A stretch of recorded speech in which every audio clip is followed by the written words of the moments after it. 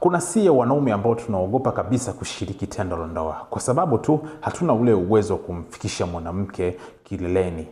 Na sababu kubwa kwamba tunashiriki tendo la ndoa awamu ya kwanza na tunashindwa tena kurudia awamu ya pili, na hata tukirudia awamu ya pili tunajikuta kwamba tunapoingiza tu tumemaliza haja hapo hapo. Hivyo mwenzetu anakuwa hariziki na sisi pia tunakosa ile confidence na kujikuta kwamba tunapata aibu fulani.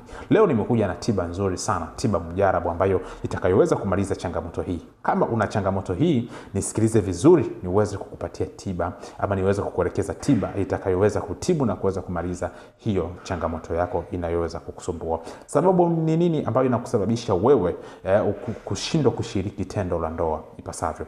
Kwanza, kukosa ile homoni ya testosterone. Homoni ya testosterone inaposhuka, mwanaume anakosa kurudia awamu ya pili ama awamu ya tatu na kuweza kumsababisha kwamba kuwa mdhaifu wa uume wake. Hivyo anasababishia kwamba anaposhiriki tendo la ndoa tu anawahi kumaliza, lakini pia uume unakuwa ni legelege. Ya pili ni mishipa ya damu kutokupeleka damu vizuri katika mfumo wa uzazi. Hii inasababisha wakati mwingine hata maumbile kuwa yanasinyaa sana, yanakuwa kama ya mtoto mdogo, na kuweza kusababishia kwamba anapokutana na mwanamke pia kuwahi kumaliza na kutokuendelea kwa wakati. Hivyo inaweza kumchukua masaa 2 mpaka masaa 3 ili aweze kurudia tena, na wakati mwingine inaweza kuchukua hata siku nzima ndio uweze kuja kupata raundi ya pili. Sasa hii ni mfadhaiko mkubwa sana. Haya madhaifu sio sawa. Sasa ili uweze kupata tiba, nisikilize vizuri. Hizi dawa ninazokuelekeza ni tiba nzuri sana itakayoweza kukutibu wewe na ikamaliza changamoto zako kabisa. Ni namna gani? Chukua hizi hapa. Tunafahamu mti wa mchikichi. Sasa ule mti wa mchikichi, kabla hazijazaa zile chikichi, kuna yale maua yake. Sasa yale maua ya chikichi uyachukue vizuri, kisha uyaoshe na utayablend ama utayasaga ama utayaponda ponda. Baada ya kusaga au kuponda, utayachemsha vizuri. Kisha chemsha, utachuja mchanganyiko ule pale. Chukua tende, chukua albert sauda, kisha utachanganya pamoja. Utachukua na yale maji ya maua ya chikichi, utaweka pamoja, utablend. Utaweka na tangawizi, utaweka na limao.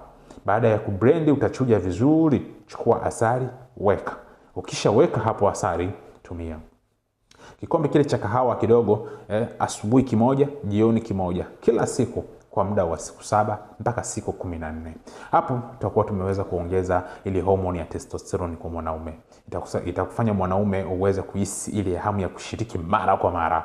Pili, inaongeza ile nguvu ya mwanaume. Yaani mishipa ya damu inayopeleka damu katika mfumo wa uzazi itaanza kuimarika na kuweza kupeleka damu vizuri kabisa. Hivyo hapo utakuwa na power za kutosha kabisa. Ile hali ya kusinyaa maumbile mara kwa mara, maumbile kuwa madogo, kunywea, kurudi ndani, ile udhaifu, basi wote unaondoka. Hapo unatibu, tunamaliza moja kwa moja changamoto zako. Lakini pia hii ni tiba ambayo mimi nimekuelekeza wewe unaweza ukatengeneza na ukatumia. Iko vizuri sana. Na kama utashindwa kuandaa tiba hii, mimi tayari nimesha kuandalia hii tiba. Iko vizuri sana. Kama unahitaji hiyo tiba, basi unaweza kanipigia simu niweze kukupatia.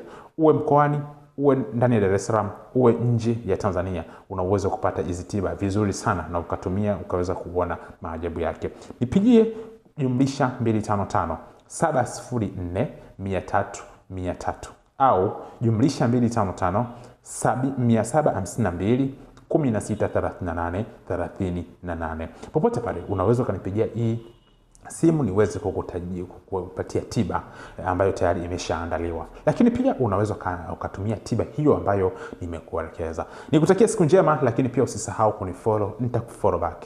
Like, comment, share. Acha swali lako katika comment section, nitakujibu vizuri tena ipasavyo kabisa. Nikutakia siku njema, nikutakie kila la heri. Asante.